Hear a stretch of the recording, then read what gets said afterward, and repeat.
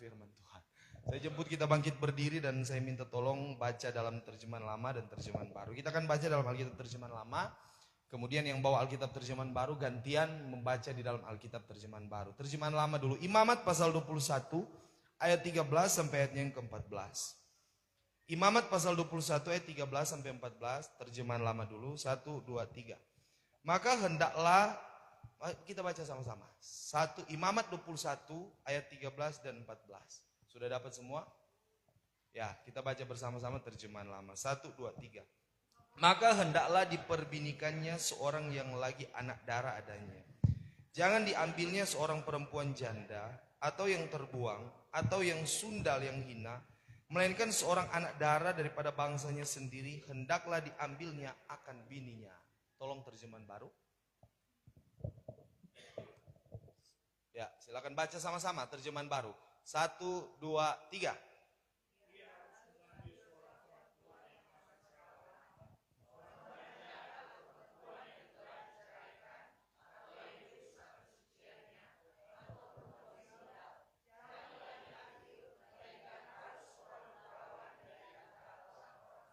Haleluya, puji Tuhan. Saudara mungkin tanya, kayak pergi gembala, ambil imamat nih, kok ambilnya tuh bini, mesti ini boleh janda, tuh mesti perawan, ini boleh perempuan sundal, apa ini gembala apa maksudnya ini?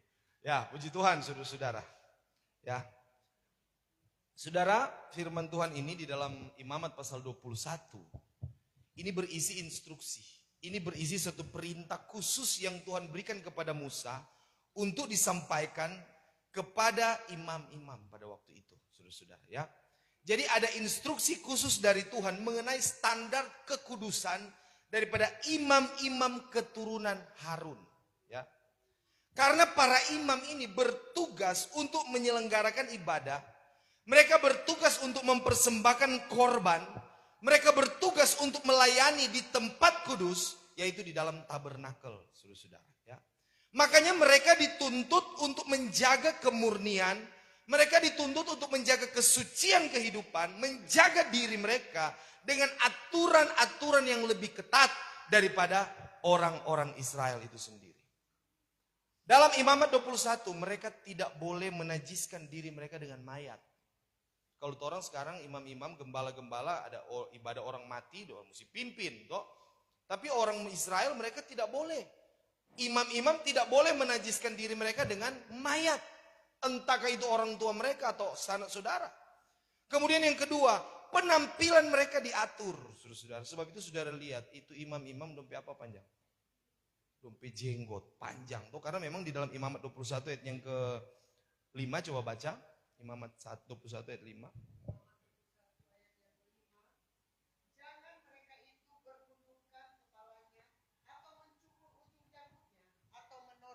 Ya, jadi seorang imam tidak boleh gundul. Jadi kalau dia gundul, dia boleh jadi imam, saudara-saudara. Toh kalau sekarang sebenarnya anak gembala semuanya habis, mau berhenti karena jadi imam. Toh, baru mesti piara jenggot, makanya orang lihat orang-orang Yahudi dompet jenggot panjang-panjang. Toh, orang bilang sama dengan orang sebelah-sebelah itu dompet jenggot panjang-panjang. Kemudian apa? Tidak boleh menoreh diri, artinya tidak boleh ada tato, saudara-saudara. Itulah syarat menjadi seorang imam. Bahkan di ayat pokok kita pada saat ini, dalam pernikahan pun seorang imam itu diatur, saudara-saudara. Imam besar hanya boleh menikah dengan seorang perawan daripada bangsanya sendiri. Seorang imam besar dilarang menikah dengan janda, yaitu perempuan yang telah diceraikan. Dilarang menikah dengan perempuan sundal, dan dilarang menikah dengan perempuan yang terbuang. Nah, ayat 13 dan ayat 14 ini adalah petunjuk bagi imam besar supaya jangan mereka sembarangan mengambil istri. Nah, saudara, hal ini mempunyai pengertian rohani yang besar. 1 Korintus pasal 2 ayat yang ke-13 firman Tuhan berkata, kita sebagai orang rohani, kita harus membandingkan barang rohani dengan barang yang rohani. Karena 1 Korintus 2 Korintus pasal 3 ayat 6, huruf itu mematikan, tetapi roh yang menghidupkan. Perkara-perkara yang terjadi di dalam perjanjian lama, itu hanya bayang-bayang saja. Makanya Kolose pasal yang kedua ayat 16 sampai 17 firman Tuhan bilang, jangan seorang pun menyalahkan kamu tentang masa-masa raya, tentang ritual-ritual orang Israel, karena semuanya adalah bayangan saja untuk perkara yang akan datang, wujudnya ada di dalam Yesus Kristus. Jadi imam besar itu bukan keturunan Harun. Tetapi ketika masuk perjanjian baru, Ibrani pasal 9 ayat 11, Tuhan Yesus Kristuslah imam besar itu. Kita baca firman Tuhan.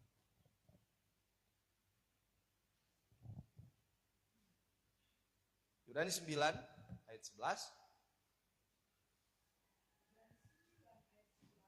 Ya. Tetapi tatkala Kristus tiba menjadi imam besar yang pohon segala kebaikan yang akan datang kelak, maka dengan menerusi kemah yang lebih besar dan lebih sempurna, yang bukannya diperbuat dengan tangan, artinya yang bukannya daripada alam. Saudara-saudara. Jadi Kristus itulah imam besar yang dimaksud di dalam Imamat pasal 21, saudara-saudara. Karena kita harus membandingkan barang rohani dengan barang yang rohani. Ya. Itulah Kristus, Tuhan Yesus Kristus yang sementara mencari pengantin-pengantinnya. Imamat 21 itu ayat 13 sampai 14 itu adalah gambaran Tuhan Yesus Kristus yang sementara mencari pengantin-pengantinnya. Mencari istri-istrinya lewat apa? Matius 24 ayat yang ke-14. Injil kerajaan harus dimasyhurkan di 4 penjuru alam, barulah tiba kesudahannya. Apa itu Injil kerajaan? Injil kerajaan adalah berita pengantin. Injil kerajaan adalah raja yang sementara mencari permaisuri-permaisurinya. Siapa permaisurinya? Kitalah permaisuri-permaisuri itu, saudara-saudara. Hosea pasal 2 Alkitab terjemahan baru. Coba kita baca firman Tuhan. Hosea pasal 2 ayat 18 sampai ayat yang ke-19. Apa kata firman? Hosea 2 ayat 18.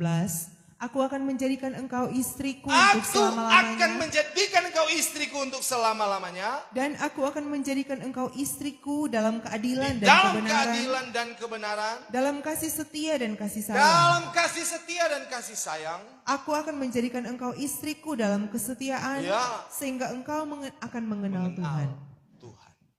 Jadi kitalah sebagai calon-calon istri daripada imam besar itu, yaitu Tuhan Yesus Kristus.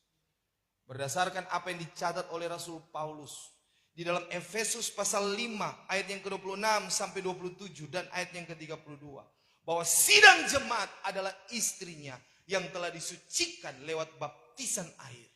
Ya. Ketika saudara lahir baru daripada air dan roh, kita semakin dibawa, semakin dibentuk menjadi gerejanya, menjadi pengantinnya, supaya dikatakan firman Tuhan tidak bercacat dan bercelah di hadapan Tuhan, untuk menikah dengan Tuhan Yesus Kristus. Makanya Paulus bilang di ayat 32, ada satu rahasia besar, tetapi yang aku maksudkan seperti hubungan antara Kristus dan sidang jemaat.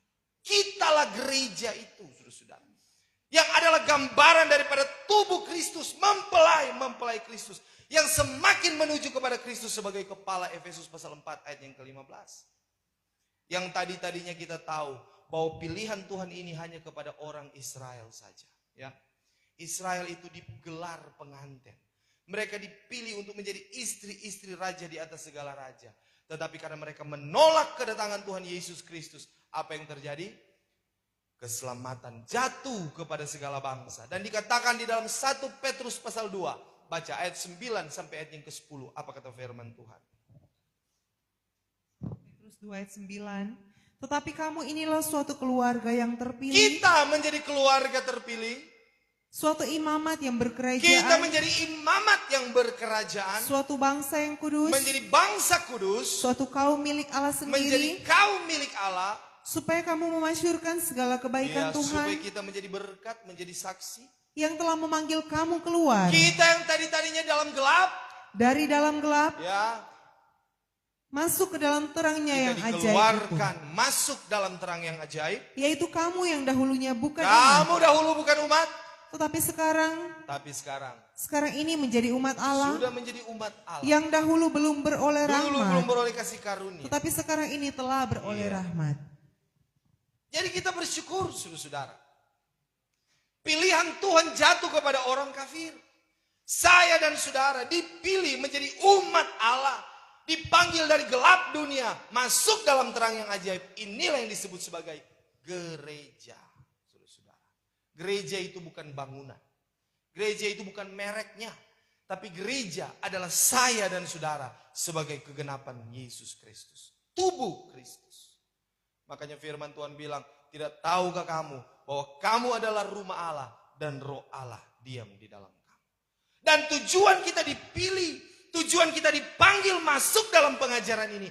Bukan hanya sekedar lu masuk sorga, sekedar selamat. Tetapi kita dipilih, dipersiapkan untuk menikah dengan Tuhan Yesus Kristus secara rohani. Rahasia Wahyu pasal 12 ayat 1-2. Kelihatan suatu alamat. Alamat itu adalah tujuan, saudara-saudara. Perempuan yang bersalut dengan matahari. Dia berdiri di atas bulan dan memakai mahkota 12 bintang. Dan sementara berteriak kesakitan hendak melahirkan. Siapa itu? Perempuan adalah gambaran gereja Tuhan. Ya, yang sudah bersalut dengan Tritunggal Allah. Yang sudah sempurna tubuh, jiwa, dan roh. Inilah tujuan saya dan saudara dipanggil masuk dalam pengajaran ini. Ya. Tetapi untuk sampai pada alamat besar di langit Wahyu pasal 12 ayat 1-2 ada syaratnya. Saudara. Pertama, dia tidak akan menikah dengan perempuan janda. Saudara. Ya, saudara. Aduh, so janda kita ini. Bapak Omak Pegi, aduh kita ini kasih ibu janda. Tuhan kau tidak mau menikah dengan kita. Bukan itu, saudara. Bukan dalam pengertian secara jasmani.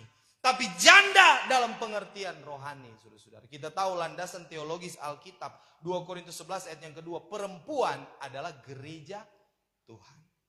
Kenapa dengan perempuan janda? Janda adalah perempuan yang telah kehilangan kesucian. Janda adalah perempuan yang pernah menikah dan telah diceraikan. Janda adalah perempuan yang dahulu ada hubungan.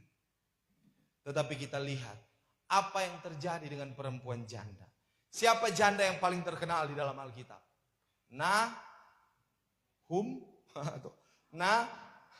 Naomi. Perempuan janda yang terkenal di dalam Alkitab. Kenapa dia jadi janda, saudara-saudara? Rut pasal 1, ayat 1 sampai ayat yang kelima. Dia menjadi janda karena dia meninggalkan Bethlehem, saudara-saudara. Ya, itu sebabnya, saudara-saudara, sesukar sesulit apapun panggilan kita, sesukar apapun perjuangan panggilan ini, kita harus tetap bertahan. Ya. Jangan sampai saudara tinggalkan Bethlehem, nanti saudara jadi janda. Tuhan tidak akan pernah menikah dengan janda. Karena untuk masuk kerajaan sorga kisah 14 ayat yang ke-22 tak dapat tiada kamu harus menanggung beberapa banyak sengsara. Itu sebabnya ada apapun keadaan kita hari-hari ini, jangan tinggalkan itu rumah roti, saudara. Ya. Rumah roti Bethlehem itu berbicara tentang persekutuan bersama dengan Tuhan lewat firman dan rohnya. Ya. Jangan jadi seperti keluarga Naomi. Suaminya Elimelek mati. Anak-anaknya laki-laki yaitu Maklon dan Kilion mati. Naomi kehilangan suami, kehilangan anak laki-laki. Akhirnya kata firman Tuhan dia menjadi seorang janda. Jangan sampai saudara-saudara kita pun demikian. Kita meninggalkan Tuhan karena mengasihi dunia ini. Ya. Bethlehem persekutuan dengan Tuhan. Dia turun ke Moab. Moab adalah berbicara tentang keadaan duniawi. Kita lihat siapa yang meninggalkan Tuhan karena mengasihi dunia. Demas, saudara, ya. Di mana itu ya? 1 Timotius 4 ayat 10, ya. Demas meninggalkan Paulus karena dia mengasihi dunia. Dia meninggalkan pelayanan, dia meninggalkan pengiringan, dia meninggalkan kesetiaan karena dia mengasihi dunia. Firman Tuhan berkata 1 Yohanes pasal 2 ayat 15, jangan kamu mengasihi dunia ini. Karena kalau kamu mengasihi dunia, kasih Allah tidak ada di dalam kamu. Ya. Makanya berusaha saudara-saudara. Supaya panggilan kita semakin hari semakin teguh di dalam Tuhan. Coba baca firman Tuhan itu. Terjemahan baru. 2 Petrus pasal 1 ayat yang ke-10. Karena itu saudara-saudaraku, Ya. berusahalah sungguh-sungguh Berusaha sungguh-sungguh, kata firman Tuhan. supaya panggilan dan pilihanmu makin teguh. Supaya panggilan pilihanmu itu makin teguh. Sebab jikalau kamu Kalau melakukannya, kamu melakukan itu, kamu tidak akan pernah tersandung. kamu tidak akan pernah tersandung. Makanya berusaha dalam panggilan kita kepada Tuhan. Hidup kita, saudara-saudara, ini sudah ditentukan oleh Tuhan. Jejak langkah, kejejakan kita, Tuhan menetapkan langkah-langkah orang yang hidupnya berkenan kepadanya. Mungkin saudara menghadapi tantangan ujian iman, saudara-saudara. Tuhan sudah tentukan. Tapi di balik semuanya Tuhan lepaskan, saudara-saudara. Sebab itu jangan tinggalkan Tuhan hanya karena keadaan dunia ini. Jangan sampai kita gagal di tengah jalan. Kita contohi apa yang terjadi kepada bangsa Israel. 1 Korintus pasal 10 ayat 11 firman Tuhan bilang, segala perkara yang terjadi kepada mereka adalah contoh dan teladan bagi kita orang akhir zaman. Yeremia 2 ayat yang kedua, mereka dulu adalah pengantin.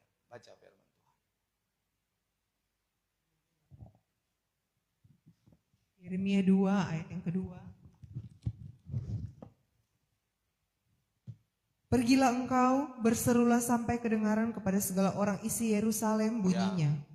Demikianlah firman Tuhan, bahwa aku lagi ingat akan rindumu tatkala engkau muda, akan kasihmu tatkala engkau pengantin, tatkala engkau mengikut aku di padang tiah, yaitu di padang Tekukur. Tuhan bilang, aku ingat akan rindumu. Waktu engkau masih muda. Waktu engkau ada di padang gurun. Dan engkau digelar sebagai pengantin.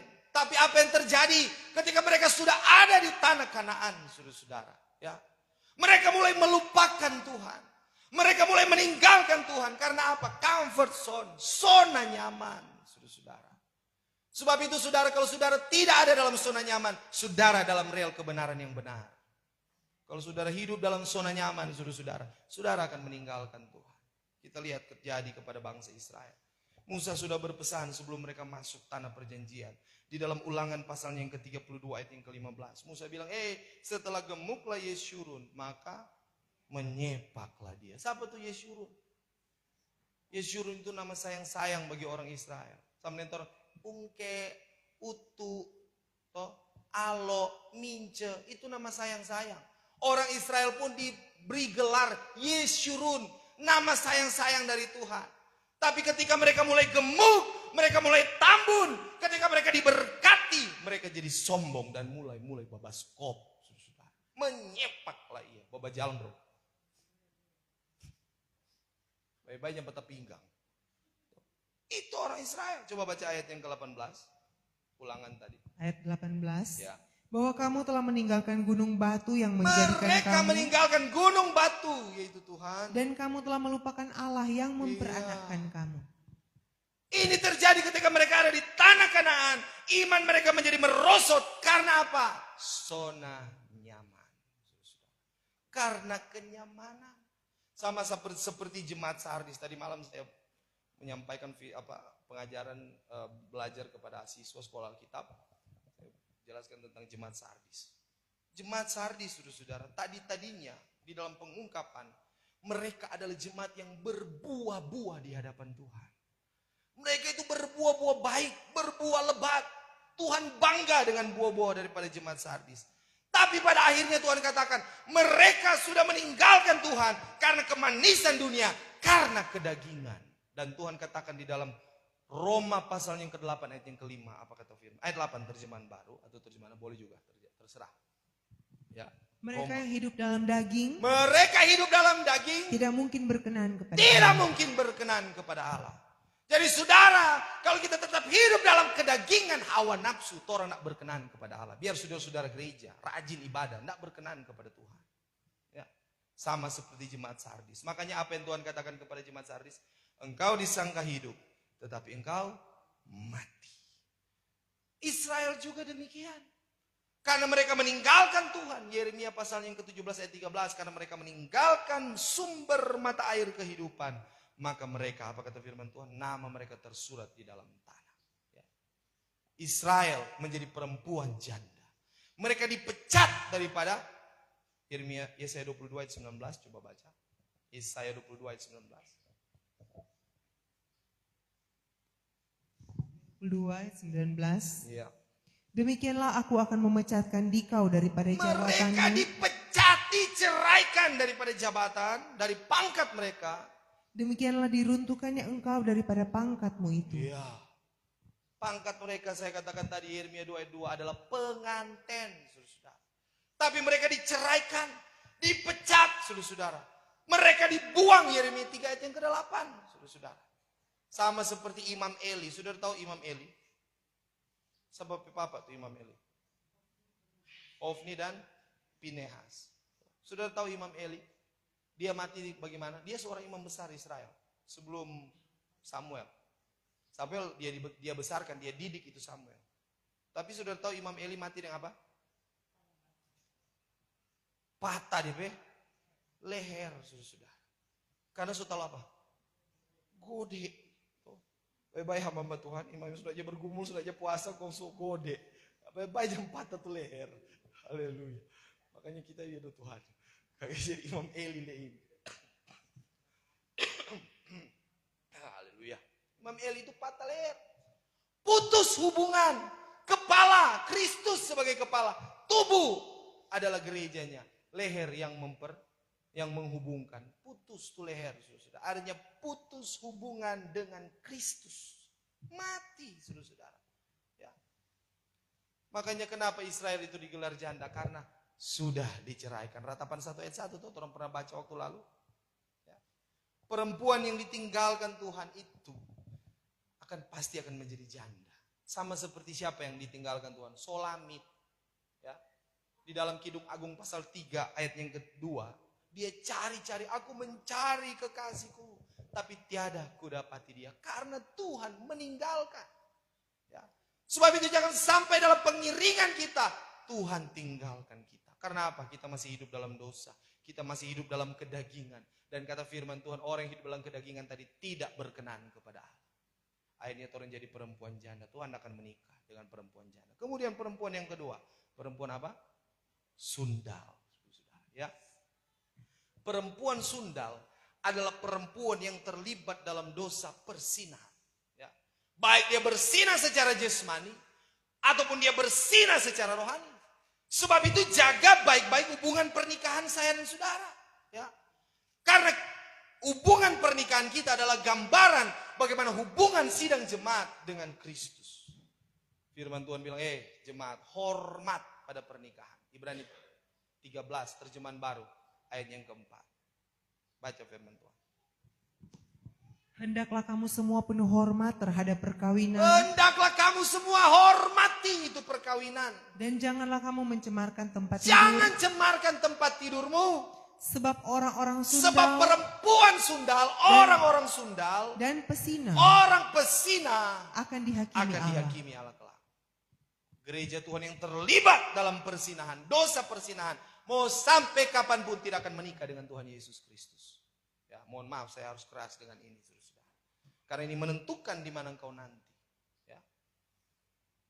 Apalagi berbicara persinahan rohani. Persinahan rohani adalah mengawinkan pengajaran-pengajaran yang di luar pengajaran benar. Masuk, gabung dengan pengajaran benar. Makanya Tuhan pernah bilang kepada orang Israel. Dia bilang Pak Musa, bilang Pak Harun, bilang Pak orang Israel, jangan tabur di dalam satu bendang itu 2 benih. Coba baca itu. Imamat 19 ayat 19. Imamat 19 ayat 19. Imamat 19 ayat yang ke-19. Hendaklah kamu memeliharakan hukumku. Jangan kamu menjodohkan 2 jenis binatangmu yang berlainan. Jangan kasih jodoh tuh jenis-jenis binatang yang berlainan. Sapi dan babi dia kasih jodoh. Nggak boleh. Dan jangan kamu menaburi bendangmu dengan 2 jenis biji-bijian. Jangan taruh bendangmu dengan 2 jenis apa? Biji-bijian. Biji-bijian. Dan jangan kamu berpakaikan pakaian tenunan 2 macam benang.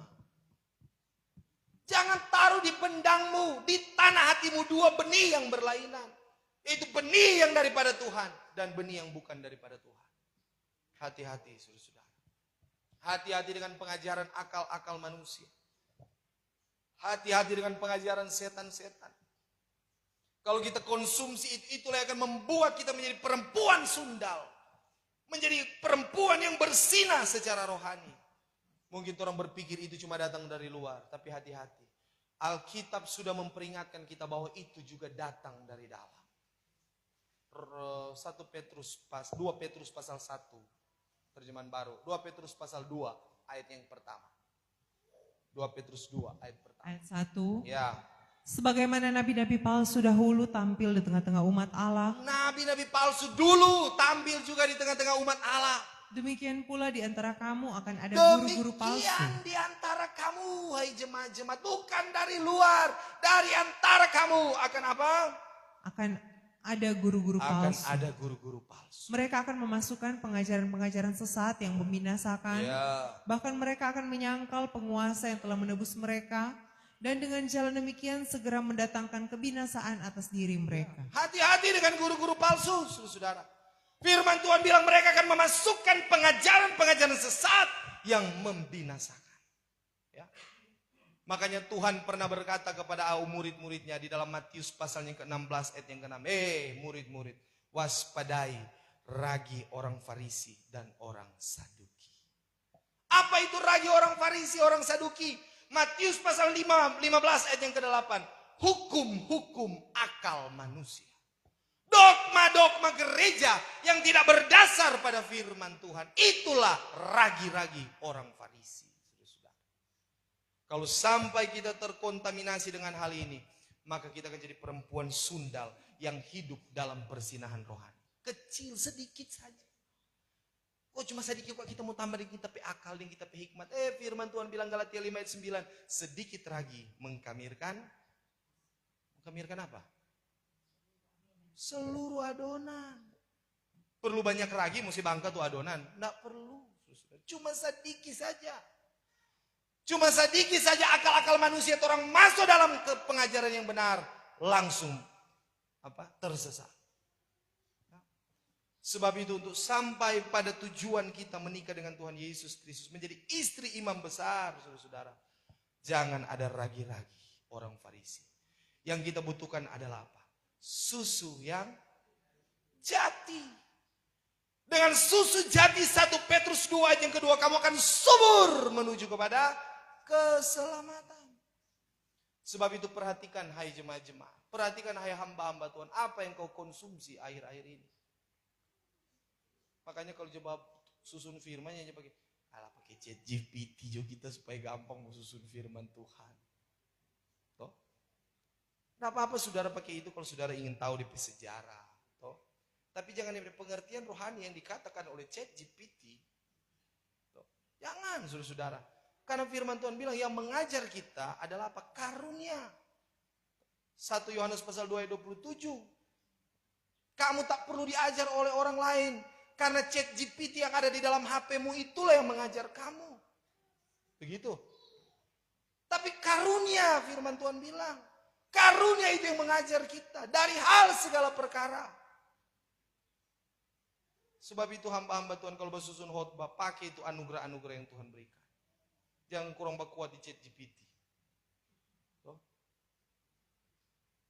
Lupa Ayub bilang kita ada lihat di ChatGPT. Itu tiang. Oh salah. Ya memang dia tidak tahu. Karena kepada mereka tidak dibukakan rahasia kerajaan sorga. Makanya hati-hati kita saudara-saudara hamba-hamba Tuhan. Jangan sampai konsumsi makanan yang kau berikan kepada jemaat itu tidak membawa mereka subur pada keselamatan. Tapi justru menuju kepada kematian iman. Saya banyak lihat di Instagram. Oh kata kalau ada orang begini. Orang lagi dalam pergumulan, jangan orang datang, orang harus buju-buju dia, kebenaran harus disampaikan, saudara-saudara. Mau kapan kebenaran itu mau disampaikan? Orang harus rangkul, ya memang harus seperti itu, tapi jangan lupa kebenaran tetap kebenaran.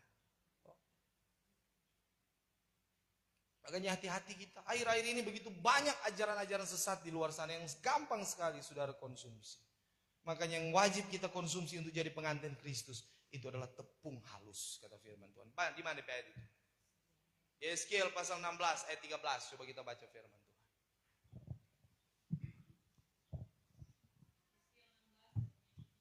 Ya.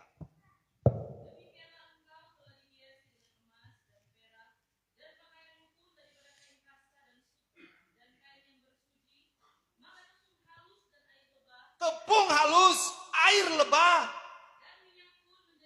minyak minyak menjadi makanan, mau itu berbicara tentang pengajaran yang murni. Tidak ada campuran. Supaya engkau menjadi amat elok. Sehingga engkau naik pangkat permaisuri.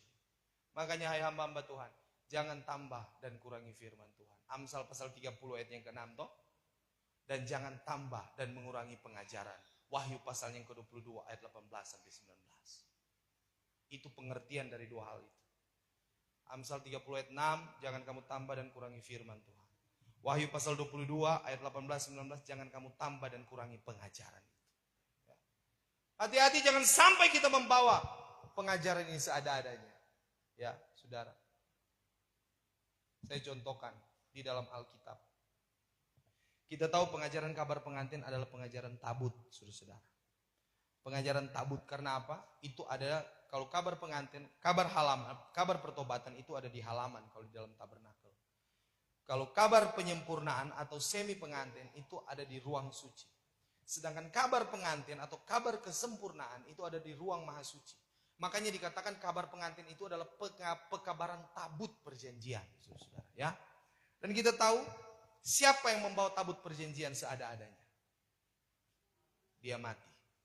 Siapa? Siapa? Usa. Siapa itu? Ini namanya baik. Usa, saudara. Saudara tahu, Usa mati karena dia membawa tabut itu seada-adanya. Dia pandang enteng akan tabut. Saudara tahu Usa bawa tabut, dia taruh di mana? Pedati. Sebenarnya, saudara-saudara, sejarah tabut itu direbut oleh orang Filistin ketika Hofni dan Pinehas sementara memikul tabut itu. Di dalam 1 Samuel pasal 5 kalau tidak salah. Kemudian apa yang terjadi? Tabut itu dibawa ke rumah Dagon. Kemudian di rumah Dagon, di daerah apa itu? Asdod. Dibawa ke rumah Dagon di Asdod. Kemudian itu Dagon cuma jatah limpah. Tuh di kuil Dagon dang. Konon taruh itu Dagon besar begini. Konon taruh itu tabut di muka Dagon. Ele Dagon talipa dan menghadap tuh tabut itu sudah. Tiap pagi dompe masuk di rumah Dagon, kenapa suruh boleh tompe berhala? Kenapa boleh suruh tompe berhala? Betapa super power tuh tabut tuh dia, saudara. Kemudian apa yang terjadi kepada orang Filistin? Takut. Bawa Joni tabut, bawa kemana? Bet Semes. Bawa ke Bet Semes dulu. Sampai di Bet Semes mereka diberkati, don taruh di atas batu itu tabut. Kemudian orang Bet Semes diberkati. Tapi orang Bet Semes juga 70 orang mati. Karena apa? Dompi bahoba akan ketuk tabut, apa diisi di dalam Dom buka tuh peti asyhadat, konolia di dalam. 70 orang Tuhan kipas. Habis, saudara. Makanya saudara, itu pengajaran tabut ini jangan bawa seada-adanya. Kemudian orang Bet Semes takut. Aduh, bawa jo ini. Dong bawa ledem pedati sampai di mana? Kiryat Yarim. Kiryat Yarim itu rumah keluarga siapa? Abimelek. Abinadab. Abinadab atau Abimelek? Abinadab. Nah ini Abinadab ada 2 anak. Abinadab ada 2 anak. Satu Usa. Satu siapa kata ibu gembala?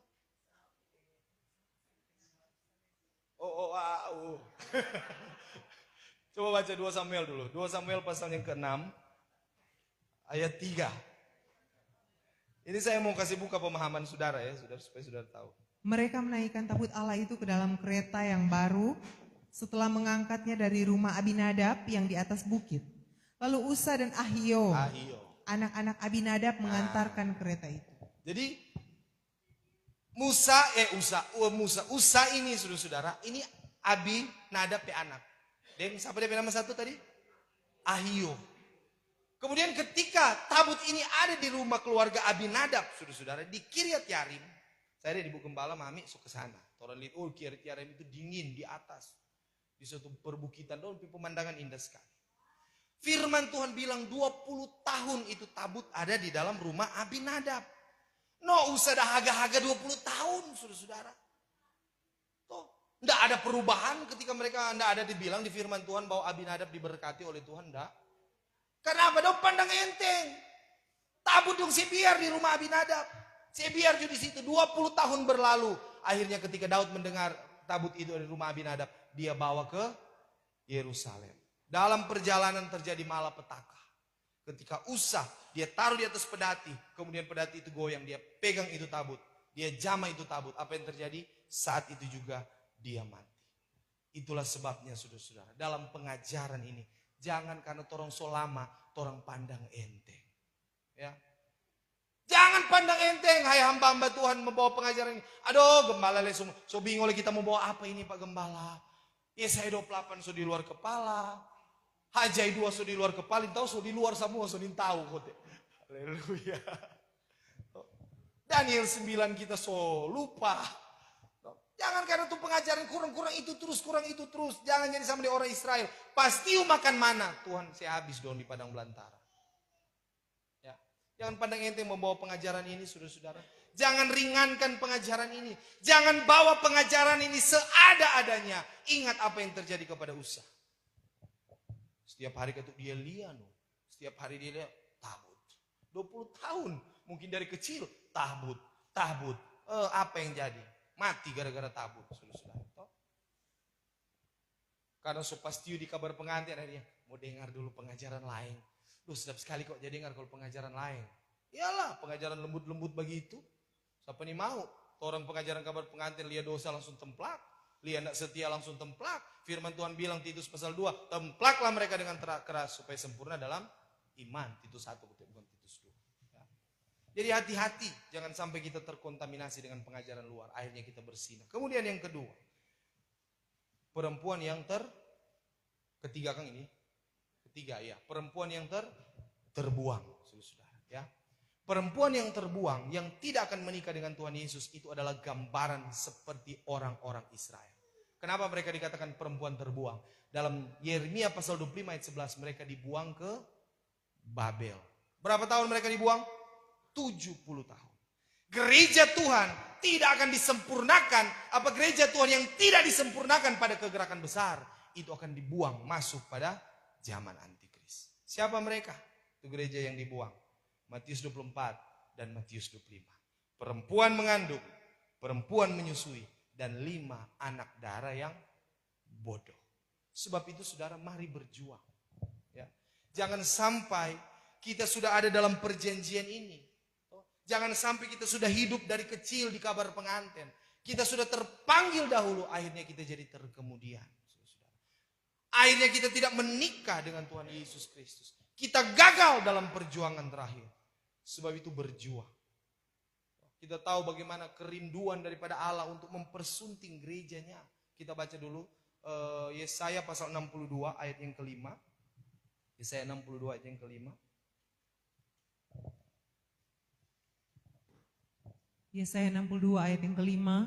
Sebab seperti seorang muda belia menjadi suami seorang anak darah. Ya, seperti seorang teruna beristrikan seorang anak darah. Demikianlah dia yang membangun engkau akan menjadi suamimu. Demikian engkau akan diperistrikan oleh dia yang menyembuhkan engkau. Dan seperti girang hatinya seorang mempelai melihat Ya, pengantin perempuan. seperti mempelai laki-laki yang bergemar, yang bergirang, yang sangat rindu akan mempelai perempuan. Demikianlah Allahmu akan girang hati Demikian atasmu. Allahmu bergemar akan dikau. Jadi betapa bergemarnya Allah kepada saya dan saudara sebagai gerejanya untuk dibawa pada pernikahan secara rohani. Makanya saudara, apakah saudara rindu menikah dengan Tuhan Yesus Kristus secara rohani? Hah? Tak dapat dengar, berarti tidak semua. Apakah saudara rindu menikah dengan Tuhan Yesus Kristus secara rohani? Ya. Sebab itu jangan jadi janda. Jangan jadi perempuan sundal. Jangan jadi perempuan yang terbuang. Tapi jadilah seperti 5 anak darah yang bijaksana. Ayat 13 tadi ayat pokok kita. Maka hendaklah diperbinikannya seorang lagi anak darah. Artinya masih perawan, masih suci. Ya. Sebab itu jaga kehidupan saya dan saudara. Karena apa? Yang menentukan saya dan saudara diselamatkan bukan hanya tentang kehidupan kita yang suci dan murni di hadapan Tuhan. Bukan cuma itu. Tapi juga pengajaran, doktrin kita. Itu yang menentukan keselamatan kita. Saudara. Coba baca itu.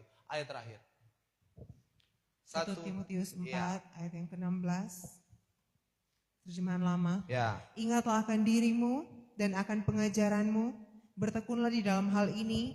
Karena di dalam mengerjakan ini engkau akan selamat. Baik dirimu sendiri, baik orang yang mendengar engkau. Ingat dirimu. Diri berbicara tentang kesucian kehidupan. Ingat juga apa? pengajaran. Doktrinmu itu berbicara tentang kesucian pengajaran. Karena itulah yang akan membawa kita pada kesempurnaan untuk menikah dengan Tuhan Yesus Kristus. Puji Tuhan. Tuhan Yesus memberkati kebenaran firman Tuhan. Mari kita tunduk kepala sejenak.